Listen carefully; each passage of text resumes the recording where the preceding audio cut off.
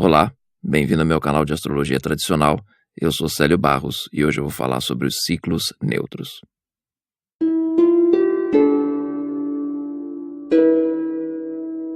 Já aproveito para lembrar de curtir o canal se você curte o conteúdo do que eu tenho postado, compartilhar com os amigos, se inscrever e clicar no sininho para continuar recebendo notificação de quando tiver mais vídeos.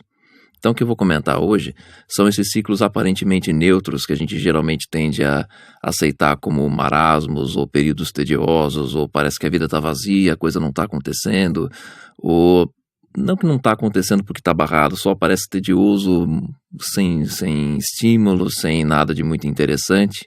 Esses são os ciclos que eu chamaria de períodos neutros. Só que um período neutro ele tem muitas vantagens. Exatamente por ser neutro, é como uma folha de papel em branco. Você pode desenhar o que você quiser. E é exatamente essa a grande função estratégica que a astrologia mais pode ajudar uma pessoa. Se a gente for subdividir 3 grandes ciclos do que acontece na nossa vida, a gente pode entender como períodos favoráveis, períodos desfavoráveis e o resto que eu chamaria de período neutro. Muita coisa pode acontecer de legal num período neutro se a gente for precavido e proativo para poder construir as coisas antes.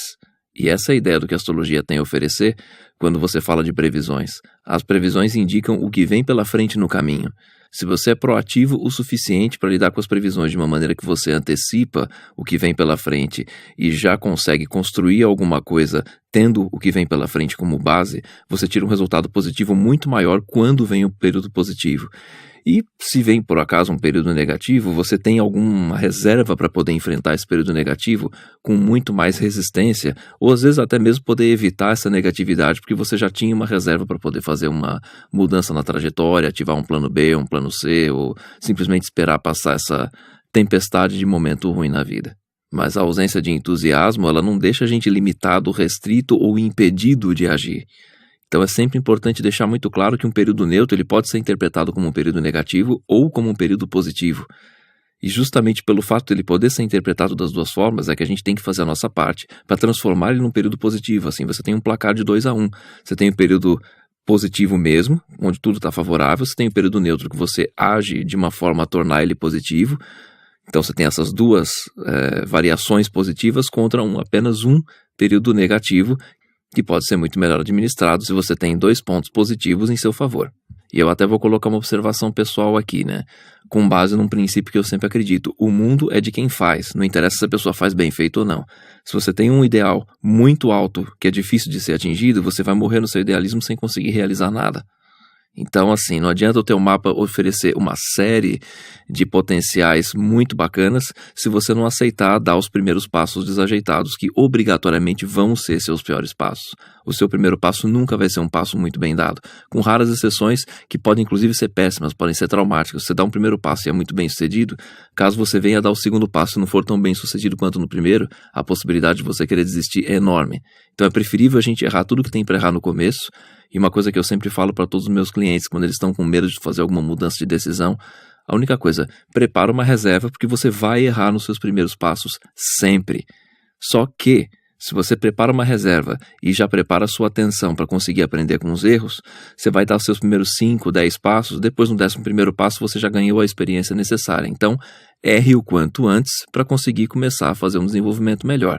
Isso se aplica mesmo ao meu próprio desenvolvimento com o YouTube. Eu tenho horror de falar em frente de câmera, mas eu enfrento isso, admito que eu tenho dificuldade de falar, me atrapalho, gaguejo, me perco nas ideias, e aí começo a fazer várias edições. Um dos motivos que meus vídeos são sempre muito editados, porque eu estou falando uma coisa e já estou pensando em mais 5, 6 outras que venham em mente para poder falar, e tudo bem, não é um problema ter que editar. Que bom que existe ferramenta de edição. Fosse, sei lá, no passado, talvez eu fosse deixar com gagueira, eu fosse fazer uma colinha para ler, um teleprompt. Não que eu não faça, eu tenho uma colinha aqui, né? Mas é muito mais uma colinha de roteiro de coisas para não esquecer de falar do que necessariamente um roteiro de todas as palavras que eu vou usar no vídeo. Enfim, acabei de fazer mais edição aqui. Então, assim, aceitar que a gente tem as nossas limitações e não desistir de fazer por conta das limitações. E a gente vê que as coisas geram resultado porque tem pessoas gostando, tem pessoas curtindo o conteúdo, tem gente que não tá nem aí porque nem sabe da existência, nem se interessa em saber. Talvez tenha gente que não goste, tudo bem, só clicar no outro vídeo. Ou seja, a gente não pode se deixar levar pela impressão que a gente vai causar nos outros, muito menos pela suposição da impressão que a gente vai causar nos outros. Esse é o pior tipo de bloqueio que a gente pode ter. E é uma coisa que bloqueia muita gente que teria potencial bacana no mapa e não aproveita, exatamente porque o idealismo ele cria uma realidade fantasiosa. A partir desse ideal fantasioso, a pessoa começa a construir uma rede de hipóteses de consequências. A partir dessa rede de hipóteses de consequências, ela começa a gerar traumas e o cérebro dela vai vivenciando aquilo como se fosse uma verdade absoluta, até porque o cérebro não diferencia a experiência emocional entre verdadeira e falsa, tá? Tudo lá sendo acumulado, registrado e se retroalimentando dentro das sinapses. É interessante que a gente comece um pouco mais baixo, com uma expectativa menor, e vai fazendo, simplesmente. E exatamente essa coisa do ir fazendo é ideal para acontecer durante um ciclo neutro.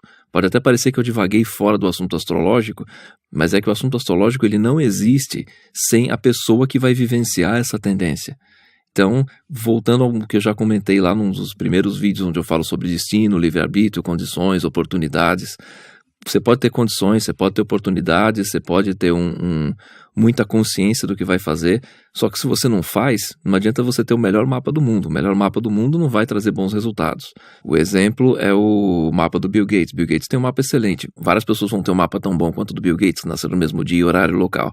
Mas as pessoas se esforçaram tanto quanto ele, tinham o mesmo acesso às mesmas informações que ele, e o principal, tomaram a mesma iniciativa que ele tomou, porque se não é uma coisa assim, vai ser muito difícil. Às vezes até tem a mesma oportunidade, mas se não tomar a mesma atitude, a mesma iniciativa e o mesmo autocomprometimento, você não gera resultado.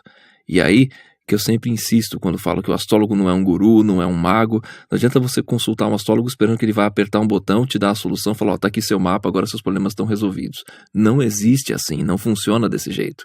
E também não tem essa história de falar, olha, tá aqui seu mapa e junto com isso você sobe num pano vermelho, dá 3 voltinhas, fala o que sente, toma umas outras essências de outras coisas naturais. Sabe, isso nem é astrologia. Ok, enquanto terapia pode ser que funcione. Eu não sou terapeuta que trabalha com nada desse tipo de coisa, não posso falar muito.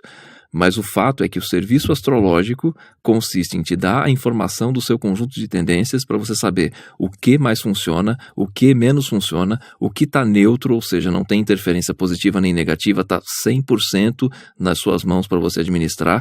Lembrando que mesmo as tendências negativas também estão 100% na sua mão. Você só sabe que vai ter que fazer muito mais esforço e obter menos resultado por conta de certos conjuntos de limitação. Mas não adianta você ter toda essa informação e falar, tá bom, tem informação, tem o manual, mas eu não abro, não leio e não utilizo. Não vai servir. E a previsão é a mesma coisa. Você tem um ciclo, por exemplo, super favorável, mas se você não plantar, você não vai colher nada. Então, assim, você tem que fazer a sua parte e não tem como ninguém fazer isso por você. Espero ter explicado de uma maneira fácil de entender. Se já curtiu, deixa seu joinha, aproveita e se inscreva no canal, clica no sininho e receber notificação, compartilha com os amigos também que possam vir se interessar pelo assunto. A tua participação é muito importante para que o canal continue crescendo do jeito que está. Sou muito grato aos que já vêm acompanhando, enviando perguntas. Aproveita também, tiver dúvida, pergunta, sugestão, já envia nos comentários. E se quiser marcar uma consulta comigo, o link para o meu site está aqui embaixo na descrição do vídeo. Até o próximo vídeo.